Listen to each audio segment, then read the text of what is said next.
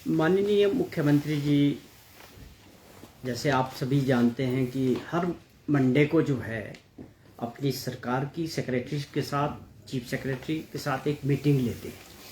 तो मंडे को छुट्टी होने की वजह से आज उस मीटिंग का आयोजन हुआ। आप ये कहें कि उसमें हर वीक के पहले दिन रिव्यू लेते हैं कि जो एक लगातार प्रोसेस है, काफ़ी समय से मुख्यमंत्री जी ने इसको शुरू किया था और उसको रिव्यू करते हैं अगली मीटिंग में कि जो हमने टारगेट्स फिक्स किए हैं वो कहाँ तक पहुँचे, या जिस किसी भी डिपार्टमेंट में जो एक डिस्कशंस होती है पिछले वीक, उसको टारगेट के हिसाब से अगले उसमें क्या प्रोग्रेस हुई।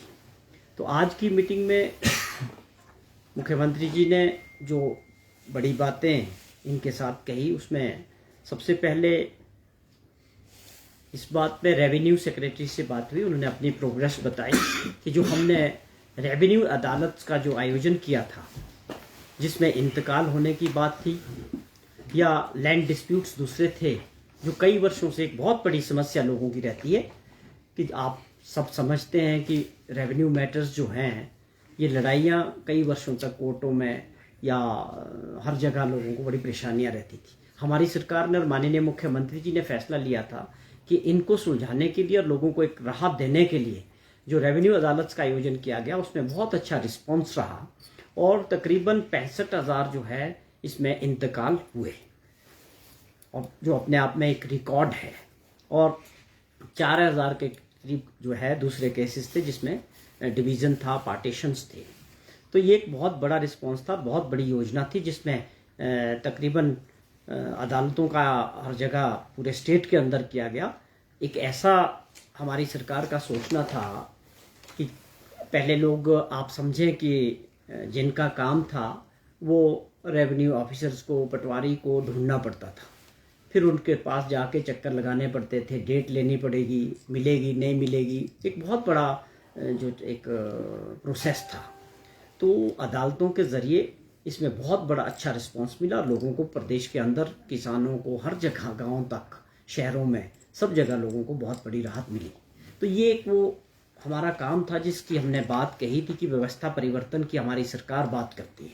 तो ये व्यवस्था परिवर्तन ही था कि इतने बड़े पैमाने पर ये काम हो पाया। उसके बाद लेबर डिपार्टमेंट से भी माननीय मुख्यमंत्री जी ने, जो लेबर सेक्रेटरी थे, उनसे इस बात को लेके जानकारी ली। जो एम्प्लॉयमेंट, हम सेल्फ एम्प्लॉयमेंट की जो स्कीम है, जिसमें राजीव गांधी स्वरोजगार योजना की बात है, जिसमें इलेक्ट्रिक व्हीकल्स की बात है, या और हमारा सेकंड चरण जो था सोलर ऊर्जा का जो था, उस पर उसकी जानकारी ली। लेकिन इसमें एक और आज एक नई अचीवमेंट ये हुई कि इसके अंदर जो है हम फिशरी को भी जोड़ा हुआ है। वो हमारा प्रोजेक्ट जो है उसकी क्लियरेंसेस आ गई। अब जो लोग हिमाचल प्रदेश में इंडिविजुअल तौर पे फिशरी के ज़रिए भी अपना रोज़गार इसके अंदर आ सकता है, उनको सरकार मदद करेगी। तो इस तरह से ये एक योजना का एक पार्ट और जुड़ गया कि skilled man power easy to employ directed. ये वाला जो फिशरी वाला है, अब इसको हमको क्लियरेंस हो गई। जहां हमने पहले 2 योजना इसमें शुरू की थी, इलेक्ट्रिक वाहन की और दूसरी सोलर प्रोजेक्ट की, तीसरी इसमें फिशरी वाली योजना को भी सरकार ने इसमें क्लियरेंस कर दिया। अब लोग इसके लिए भी इस योजना के तहत अपने को फ़ायदा ले सकते हैं। इसके बाद एक बड़ी, आज की सबसे बड़ी बात ये है कि जो मुख्यमंत्री जी ने वहाँ मीटिंग के दौरान कही कि हमको हिमाचल प्रदेश को जो एक बहुत बड़ा भारत सरकार से और स्टेट गवर्नमेंट के बीच जो है MOU साइन हुआ, बिजली महादेव का जो रोपवे था उसकी क्लियरेंस आज हमको मिल गई। अब इस रोपवे को हम आगे बढ़ा सकते हैं। और इसमें सबसे बड़ी बात क्या है कि इस रोपवे में जो एक सबसे बड़ी रुकावट थी कि हमारा 50% शेयर जो है भारत सरकार का रहेगा और 50% जो इसका शेयर होगा वो हिमाचल प्रदेश का होगा। किसमें? प्रॉफिट में हमारा 50% शेयर हमारी सरकार का रहेगा। तो ये अपने आप में बहुत बड़ी उपलब्धि है। इसमें पहले कुछ दिक्कतें थी, उसको हमारी सरकार ने उस बात को भारत सरकार से रखा कि हम इन शर्तों पे इसको आगे करने के लिए तैयार हैं। और वो इस बात पे अब मान गए हैं कि भाई आपको हम जो प्रॉफिट होगा उसका 50% शेयर जो है हिमाचल सरकार को देंगे। तो ये अपने आप में बहुत बड़ी उपलब्धि है कि बिजली महादेव का ये जो प्रोजेक्ट था, काफ़ी समय से इस बारे में बात हो रही थी कि इसको रोपवे को आगे बढ़ाना है। अब ये जो है रोपवे आगे बढ़ेगा। उसके अलावा और भी माननीय मुख्यमंत्री जी ने आदेश दिए हैं कि आप और भी एक्सप्लोर करें कि और कहाँ पर जो है रोपवेज का काम हिमाचल प्रदेश में हम कर सकते हैं। उनको कुछ डायरेक्शंस उस बारे में भी आगे नेक्स्ट मीटिंग के लिए कहा है। उसके अलावा एक लेबर डिपार्टमेंट को माननीय मुख्यमंत्री जी ने एक बात कही है कि जो अभी हालात बने हैं हाल ही में, हमारे सामने भी ऐसी बातें आई कि भाई इजराइल और फिलिस्तीन के बीच जो हुआ उसके बाद वहाँ पर मैन पावर, लेबर या ऐसे लोगों का बहुत ज़्यादा डिमांड हमारे देश से है। बहुत बड़े पैमाने पे आप कहें कि वहाँ पर हर तरह के लोगों की, काम करने वाले लोगों की ज़रूरत है और लोग वहाँ चाह रहे हैं। उसको लेके माननीय मुख्यमंत्री जी ने उनको आदेश दिए कि इसको एक्सप्लोर करें कि हम इन देशों में किस तरह से अपने लोगों को भेज सकते हैं, और लेबर डिपार्टमेंट को इसका अपना डाटा तैयार करके जल्दी से जल्दी, जैसे आप माने कि जो हमारे पास स्किल्ड है, जैसे नर्सिंग है, जो लड़कियां नर्सिंग का अपना कोर्स करा हुआ है, कंप्लीट है, वो अच्छा रोजगार बाहर लेना चाहते हैं, तो हम उसके लिए लेबर डिपार्टमेंट में पूरा अपना एक डाटा तैयार करेंगे कि हमारे पास किस किस तरह के स्किल्ड और अनस्किल्ड लोग बैठे हैं, उनका एक पूरा डाटा बैंक तैयार करेंगे। उसके बाद उनको आगे उनकी जो एम्बेसीज है हमारे देश में, तो उनके साथ हमारे लोग ऑफिसर्स संपर्क करेंगे कि आपको किस तरह के लेबर की या लोगों की या मैन पावर की ज़रूरत है। उसके हिसाब से हम अपने लोगों का एक बैंक बना के उनको गाइड करेंगे कि आपको किस जगह पर कितने लोगों को रोज़गार मिल सकता है और आप कहाँ जा सकते हैं।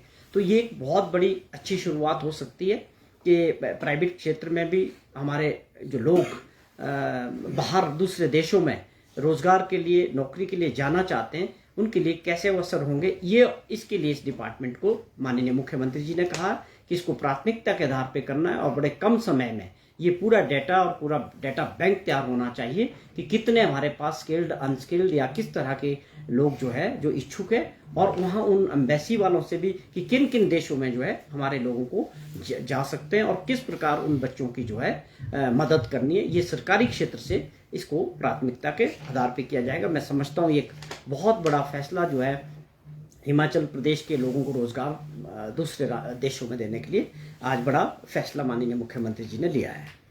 उसके अलावा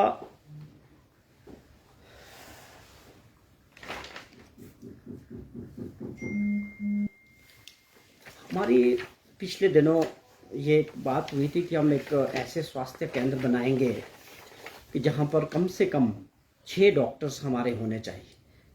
हमारी सरकार ने एक कि हर कॉन्स्टिट्यूंसी में हम जो है आदर्श स्वास्थ्य संस्थान स्थापित करेंगे। तो उस शुरुआत हुई है, उसमें तकरीबन 35 जगह ऐसे संस्थानों में 6 डॉक्टर्स की नियुक्ति की गई है। उसके अलावा टोटल ये 50 है, कुछ जगह अभी 5 हुए हैं, कुछ जगह 4 हुए हैं, और इसको भी जल्दी 6 कर रहे हैं मिनिमम। ये हमने एक सोच सरकार की ये है कि स्वास्थ्य सेवाओं को सुदृढ़ करने के लिए रूरल एरिया में हमारे पास डॉक्टर्स होंगे, और जो हमारा लोड है डिस्ट्रिक्ट हॉस्पिटल्स पे या अपने स्टेट हॉस्पिटल पे, वो निश्चित तौर पे कम होगा जब वहाँ पर स्वास्थ्य सुविधाएं सुधरेगी, डॉक्टर्स बैठेंगे और काम करेंगे। तो ये इस तरह से ये एक बहुत तेज़ी से जो हमारे सरकार ने कदम उठाया, और तकरीबन 50 के करीब जो है ऐसे स्वास्थ्य संस्थान हो चुके हैं जहाँ पर ये डॉक्टर्स जो है ज्वाइन भी कर चुके हैं और अपॉइंटमेंट भी हो चुकी है। तो इसके अलावा कुछ और चीज़ों को लेके भी बात हुई है कि किस प्रकार से जो है